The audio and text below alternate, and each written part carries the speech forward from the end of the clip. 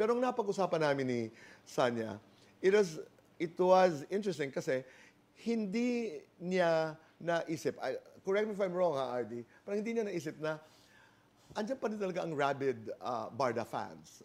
Oh, yeah? You know, and there are even people who, not of course the Barda fans, but who call her love team Slayer. Oo. Yeah.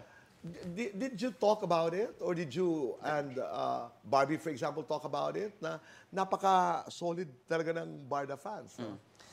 Well, the great thing about Sanya, hindi niya, parang medyo wala siyang pakialam when it comes to those things.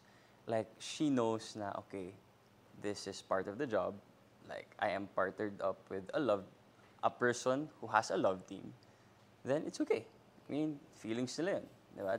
Yun yung maganda kay Sanya, na parang hindi naman siya affected talaga. I actually asked her if, parang, how do you feel about it? Ganyan. Sabi, no, it's okay, wala yun. Ganyan. Tapos sabi ko, I said sorry.